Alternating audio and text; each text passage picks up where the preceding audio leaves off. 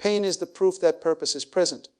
There is no such thing as meaningless pain in the life of a person who understands destiny. Every attack, every disappointment, every betrayal, and every heartbreak is not random. It is a signal, a sound from the unseen realm, alerting you that you are carrying something the earth cannot afford to lose.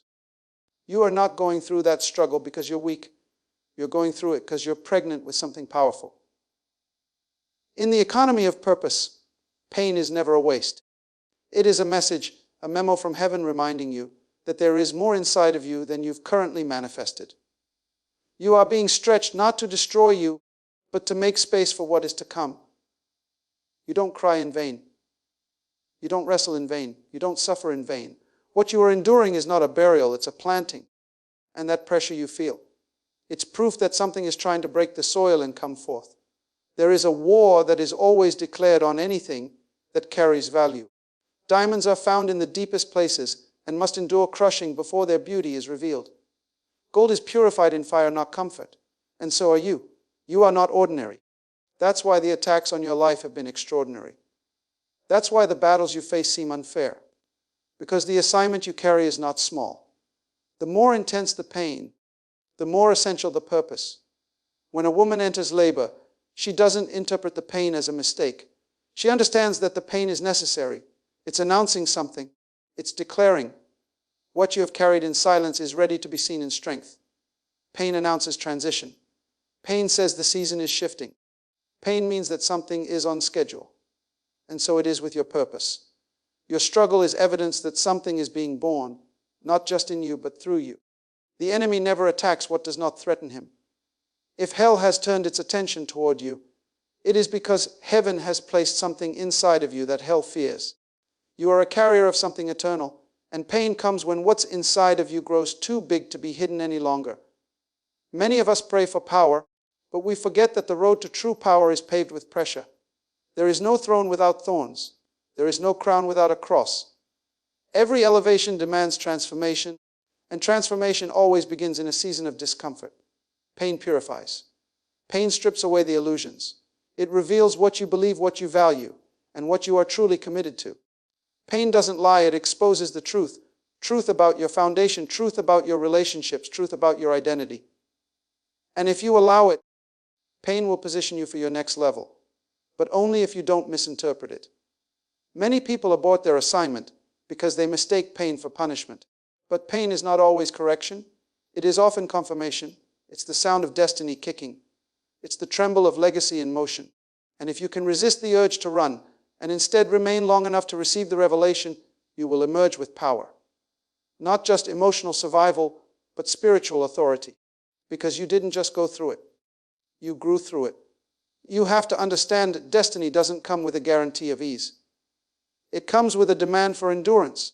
Every great man or woman who ever walked in divine purpose had to first walk through seasons of pain. Not because God wanted to break them, but because He intended to build them. He allows the crushing not to destroy you, but to extract the oil. He allows the fire not to burn you, but to refine you. You are becoming. Don't rush out of the process. Don't curse the very thing that is making you. What feels like breaking is actually building. When purpose is present, pain becomes prophetic. It starts to speak. It tells you that your life is not your own, that you were born for more than survival, that something in you must come forth. But only if you don't give up. Only if you realize that pain is a part of the journey, not a detour. There's power in pain, but only for those who perceive it correctly. The ones who come out stronger are not those who avoided the fire, but those who embraced it with understanding. Because when you know that your pain is not pointless, you stop complaining and start commanding. Let them mock you. Let them walk away. Let the storms come. Let the nights be long. Because deep in your spirit, you must settle this. The presence of pain is not the absence of purpose. It is the signal. It is the whisper of destiny. It is the sound of something eternal preparing to touch the earth through you. You were not designed to break. You were built to birth. You were not created to collapse under pressure. You were fashioned to carry something the earth has never seen before. The blueprint of your being was written by eternity itself, and it did not include defeat. You were wired for resilience, shaped for impact, and called to deliver something only you can bring forth. That's why your life has felt like warfare. Because anything that carries the seed of greatness must fight to bring it into manifestation. Pain is not your prison, it is your pregnancy. It is not the signal of failure, but the sign of something forming. The pressure that has been pushing against your soul is not sent to paralyze you. It's meant to prepare you. You are carrying something too powerful to be born in ease. Nothing significant ever arrives without struggle. Even the natural world understands this. A seed must crack before the tree emerges. An eagle must break the shell before it flies. And a child must press through the canal before the cry of new life is heard. So why should your purpose be any different? You are not weak for feeling pain. You are not broken because you are in travail. In fact, the pain is the evidence that something in you is alive, active, and about to arrive. You are in labor, not in loss. Labor is painful, but it is also productive. And though it may feel like you are being torn apart, you are actually being enlarged. The contractions that come and go, the moments of pressure followed by silence, are divine rhythms. They are not chaos, they are cadence. The process of birthing requires timing, and you must not misinterpret the contractions as a curse. They are the countdown to your delivery. Greatness is not born in comfort but in contractions. It never comes wrapped in luxury or nestled in ease. It emerges in travail, in tears, in warfare of the soul. That's why comfort can be your greatest enemy when you are called to impact. You cannot give birth in convenience. Something must be stretched. Something must be torn. Something must expand. That is the cost of manifestation. Too many people mislabel the pain of purpose. They think the process means they are being punished. But you must understand, you are not being punished, you are being pushed. The contractions you feel are divine signals that it's time to position yourself. Not to panic, but to posture. Not to run, but to breathe. Not to fight the pain, but to flow with it. Because something is crowning in your life. Something is on the verge of coming through. And it cannot come through a distracted heart or an offended spirit. You must focus. You must center your soul. Because this is not just about survival. It's about arrival. Destiny groans before it grows. It cries out in the hidden places. It presses against your plans, rearranges your timeline, and interrupts your comfort zone. Why? Because it's alive. And anything that is alive must grow. You feel the tension, the uneasiness, the frustration. Not because you're failing, but because you're forming. You are expanding into a new dimension of purpose. And like any birth, it comes with blood, sweat, and sound. You will cry. You will push. You will gasp for breath. But if you don't quit, you will see what was kicking inside of you all along. Some of you have mistaken the pain for a breakdown. But you were never built to break. You were built to bear. Your shoulders were designed to carry vision. Your spirit was structured to sustain pressure. You were never meant to collapse. You were meant to rise. You were meant to bring forth what eye has not seen and what ear has not heard. But it will cost you your comfort. It will require your endurance. You must push even when it hurts. You must press even when you're tired, because your purpose is too critical to miscarry now. And yes, there will be moments when you feel like giving up. There will be nights when the tears won't stop and the pain feels endless. But if you can endure the contractions, you will hold the promise. If you can stay the course, you will cradle the calling. The agony will be replaced by awe. The moaning will turn into music. And all that was pressing against you will one day be the reason you rise. So do not fear the pain. Do not curse the pressure. You were not designed to break. You were built to birth. The enemy of your destiny doesn't always come dressed in destruction. He often comes wrapped in pressure, not to destroy your body, but to distort your vision. Not to end your life, but to exhaust your purpose. Pressure is the most subtle and strategic form of warfare because it doesn't announce itself with noise. It creeps in through the weight of responsibility, the demands of time, the silence of waiting, and the uncertainty of the unknown. But pressure is not the enemy. Pressure is permission. It is the sign that heaven has declared, it's time for you to rise. Pressure does not visit the empty. It only attacks the full. You feel the weight because you're carrying something. You feel the tension because you've been trusted with something. The enemy always targets what has the potential to transform. And if he can't touch the assignment, he'll attack your alignment. He'll start whispering lies to make you believe that the weight means you're weak. He wants you to confuse heaviness with hopelessness, pressure with punishment, stretching with suffering. But hear me, the presence of pressure is not proof that you're failing. It's confirmation that you're forming. When heaven wants to promote a person, it doesn't hand out titles. It allows pressure. Pressure is the proving ground of authority. Many want elevation, but they don't want endurance.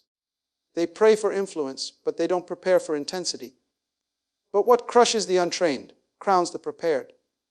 The oil you see on a person's life did not come from charisma. It came from crushing. It came from being pressed on every side but not destroyed. It came from walking through seasons of silent obedience when no one clapped and no one noticed. Pressure is not popular, but it is powerful. There is a kind of pressure that doesn't just weigh on your shoulders. It presses on your mind. It tries to convince you that the promise is too far, that the process is too long, that the pain is too deep. But that's where the real war is, not in your situation, but in your perception. If the enemy couldn't stop your life, he tried to poison your perspective. Because if he can twist how you see, he can limit how you move. A contaminated perspective is more dangerous than a difficult circumstance. If you believe the lie, you will retreat from the place you were called to rule. That is why in seasons of pressure, you cannot afford to trust your feelings. You must stand on revelation. You must remind yourself of what God said before the pressure showed up. Because pressure comes to distract you from what you know in your spirit to be true. It magnifies what's missing. It amplifies what's not working. It tries to deafen the sound of your faith with the noise of your fear. But if you anchor your mind to truth, you'll find that the same pressure that came to crush you is actually the platform God uses to elevate you. Your enemy is not just after your peace, he's after your posture. He knows that pressure, when properly processed, becomes power. He knows that resistance builds strength. That's why the greatest warfare comes before your greatest release. Because pressure is not opposition. It's not a trap, it's a test. And only those who interpret it correctly will benefit from it. What others complain about, you must conquer. What they avoid, you must embrace. Because pressure doesn't visit the weak. It chooses the worthy. There's a reason you felt the weight you're under. It's not punishment, it's preparation. You've been chosen for something that demands a stronger version of you. You're not being buried, you're being built. The pressure is shaping your character, sharpening your discernment, strengthening your resolve. You're being stretched for something greater. But you must decide whether you will be a victim of the pressure or a vessel of purpose. The difference between those who break and those who birth is not the absence of pressure. It's the presence of perspective. If you see pressure as your enemy, you'll resist it. But if you see it as divine permission, you'll rise. You'll push. You'll stay. You'll endure. You'll hold your position in the face of adversity. Because you know pressure is not the end. It's the announcement that something must emerge. Do not curse what is shaping you. Do not despise what is maturing you. Do not flee from what is forming you. Pressure is a mirror that reveals what's in you. And when you realize that it has been allowed not to crush you but to crown you, you will walk with a different confidence. You will no longer ask, why me? But what am I being? The pressure is real. But so is your purpose. Pain is the classroom where wisdom is taught. It is the school no one signs up for willingly, but everyone must attend. It is the place where the lessons that cannot be learned from books, mentors, or sermons are engraved into your soul. Pain teaches with precision. It doesn't lecture. It engraves. It doesn't give you notes. It gives you depth. And those who refuse its teaching often repeat its tests. There are things you cannot understand until you've bled. There are truths that only reveal themselves when your strength has failed and your strategies have collapsed. You may sit under the best leaders and read the greatest books, but there is a certain wisdom that only pain can unlock, because pain makes you pay attention. It removes distractions. It narrows your focus. It brings your heart into submission. And if you are willing to listen, truly listen, pain will teach you who you really are, what you truly believe, and where your foundation really lies. The danger is not the pain itself. The danger is when you try to escape it prematurely. Most people miss the wisdom of pain because they are too busy trying to get out instead of trying to get understanding. We want relief, but God wants revelation. And until you shift your perspective from escape to education, pain will feel like punishment instead of preparation. But if you posture yourself as a student and not a victim, the season that was meant to break you, will become the season that builds you. You can learn more in a season of struggle than in a decade of ease. Comfort rarely produces character. Ease rarely demands examination. But struggle forces you to evaluate what you've built your life on. It brings everything into the light. What you trusted, who you leaned on, what you hoped for. Pain is honest. It exposes illusions and reveals truth. And sometimes the truth it reveals is that what we thought was strength was just strategy. What we called faith was really routine. Pain interrupts that. It removes the mask. It strips you back to the foundation. And in doing so, it gives you the opportunity to rebuild, this time with wisdom. There are people who walk in great authority today, not because they read more, but because they wept more. They carry a sound, a substance, a weight, not from head knowledge, but from heart scars. They are not wise because they've always been right, but because they've been broken and chose to learn. Their oil flows not from talent, but from tears. Because the classroom of pain doesn't just teach. It imparts. It gives you something that can't be taught, only caught in the fire. And that's why you must not waste your pain. Don't rush out of the process. Don't silence the lesson with distractions. Sit in it. Listen. Reflect. Ask the right questions. What am I being shown? What in me is being refined? What is God trying to develop in this dark room of the soul?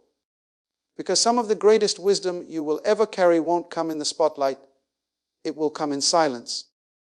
It will come when the applause has faded and the stage is gone. It will come when it's just you, your wounds, and your willingness to learn. Pain will teach you how to discern people, how to handle pressure, how to navigate seasons, how to prioritize purpose over popularity. It will sharpen your instincts. It will humble your heart. It will make you slow to speak and quick to discern. You'll stop wasting time. You'll stop entertaining shallow things. You'll start seeing what truly matters. Pain has a way of maturing you faster than time alone ever could. But the key is your posture.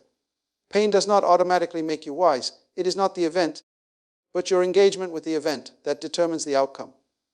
Some become bitter, others become better. Some become victims, others become vessels.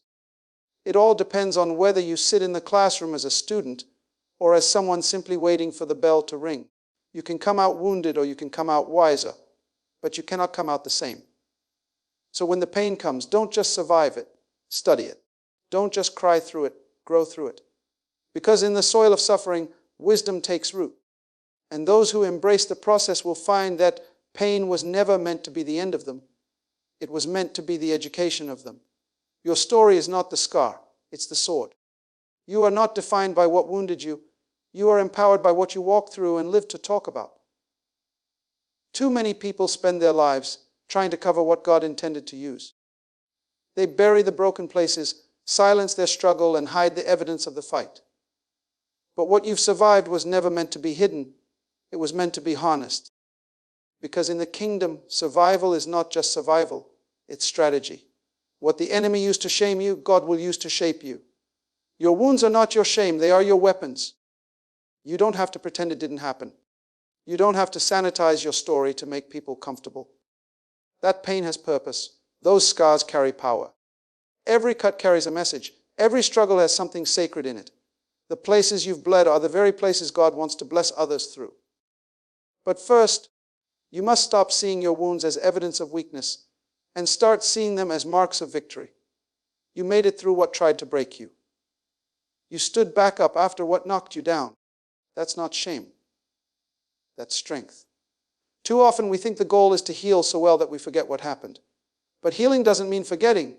It means no longer hiding. It means you can now speak of the valley without weeping. You can name the loss without collapsing. You can own the story without shame. And in that place of ownership, your pain becomes your platform. Your past becomes your power.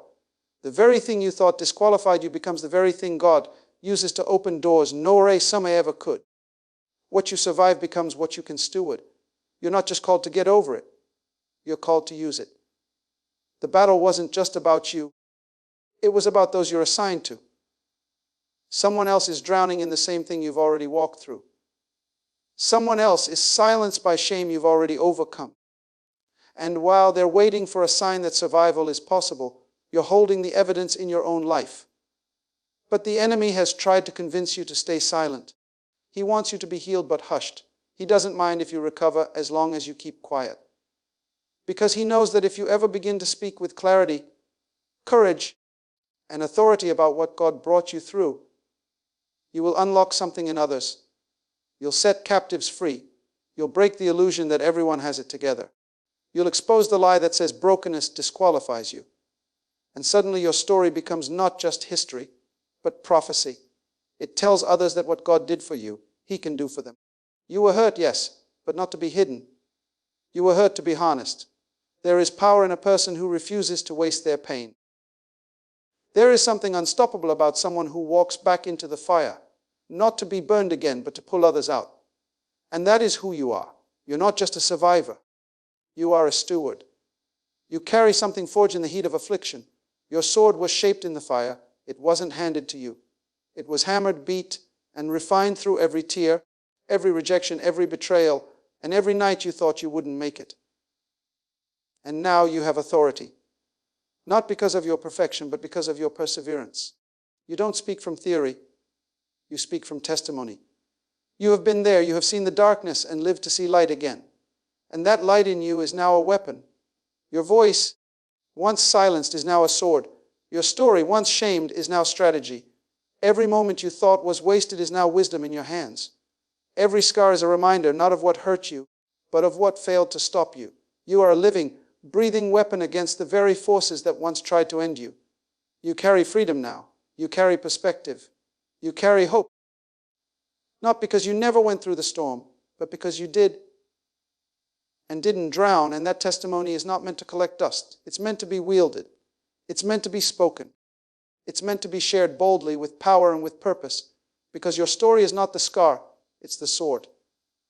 Power is never found in the event. It's found in the interpretation. It's not what happened to you that defines your life. It's what you decided it meant. Two people can go through the same storm. One comes out bitter, the other comes out better. One walks out in defeat, the other walks out in dominion. The difference isn't the storm, the difference is the perspective. Because power is the product of perspective. There are moments in life where you will be faced with a choice to see through the eyes of pain or the lens of purpose. One will paralyze you. The other will propel you. And if you do not take control of how you interpret your pain will take control of how you live your life. This is where many people remain stuck. Not in what happened, but in what they believed about what happened. It's the lie attached to the wound that holds people hostage. It's the narrative they accepted in the moment of weakness that keeps them living beneath their identity. Pain becomes power only when it is reframed. If you interpret the loss as abandonment, you carry rejection. If you interpret it as redirection, you carry revelation. The event doesn't determine the outcome, the meaning does. This is why perspective is not optional, it's critical. You must learn to ask, what is this trying to teach me? What is this building in me? What if this wasn't meant to break me, but to birth something in me? You cannot always control the pain, but you can always choose the perspective. And the perspective you choose will either multiply your strength or magnify your suffering. The danger of pity is that it is addictive. It feels like comfort, but it's really captivity. It keeps you rehearsing the past instead of rising from it. Pity builds a shrine around your wounds and demands you stay in mourning. But purpose invites you to rise. It says, yes, you were broken, but now you're being built. Yes, you cried, but look at the clarity that's emerging. Yes, it hurt, but look at the healing you now carry. The shift from pity to purpose is the beginning of your empowerment. And once you see through that lens, the pain that once held you back becomes the push that moves you forward. You must understand, perspective is a spiritual discipline. It's not just positive thinking, it's prophetic positioning. It's the ability to stand in the middle of chaos and declare, there is still something good coming out of this. It's the decision to believe that nothing is wasted. Not the betrayal, not the loss, not the waiting, not the delay.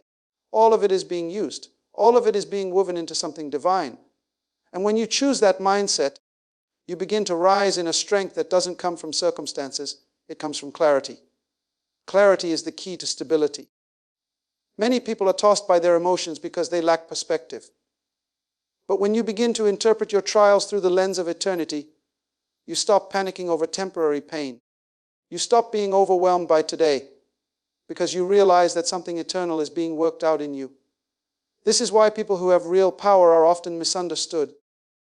They don't respond like others. They don't react emotionally to everything. Why? Because they've seen something deeper. They've chosen a perspective that protects their power. The enemy's first attack is never physical, it's perceptual. If he can poison your perspective, he can disarm your purpose. He knows you carry power, so his job is to distort how you see what you've been through. Because if you see it through the wrong lens, you'll misuse the lesson. You'll waste your strength defending what you were called to deliver. You'll fight battles that don't matter and abandon assignments that do. But when your vision is clear, when your interpretation is rooted in truth, there is nothing the enemy can do to stop your rise. Your story may be complicated, your pain may be real, but your perspective is your power. Choose it carefully. Guard it fiercely. Because when you begin to see your life through the lens of purpose, everything changes. You stop asking, why me? And start declaring, why not me? You stop hiding your scars and start wielding your sword. You stop shrinking back and start showing up fully. You become the kind of person who doesn't just survive storms, you steward them. You don't just talk about pain, you transform it. You become a living, walking testimony that no, it's not what happened that defines you. It's how you chose to see it. And once you choose purpose over pity, pain becomes your platform and perspective becomes your power. So hear me today, not with your ears but with your spirit. You were not born to be buried beneath what broke you. You were born to master it. Pain was never your identity. It was your invitation. It summoned you not to survive but to be shaped, to be forged, to be refined. Every tear you cried was watering the ground of your calling. Every rejection you faced was a redirection to a greater revelation. Every scar on your body and soul is a sign that you've been in the fire, and you did not burn. You are not a victim of your history. You are the steward of your testimony. What was meant to destroy you has become your training ground. What pressed you was preparing you. What grieved you was growing you. What was meant to crush you was secretly crowning you. So don't hide your pain. Harness it. Don't curse your story. Carry it with honor. Because pain, when seen through the eyes of purpose, becomes power in its purest form. You are not just recovering. You are rising. You are not just healing. You are advancing. This is not the end of your journey. This is the beginning of your authority. The power you're looking for is already in your hands. It's in your wounds. It's in your wisdom. It's in your willingness to turn pain into purpose, sorrow into strength, trials into tools. And when you walk out of this season, you will not walk out empty. You will walk out equipped, marked, anointed, not in spite of your pain, but because of it. Because what the enemy meant for evil, heaven has already repurposed for glory. So rise, with fire in your bones and vision in your eyes. Turn that pain into your power and walk boldly into the future you were born to build.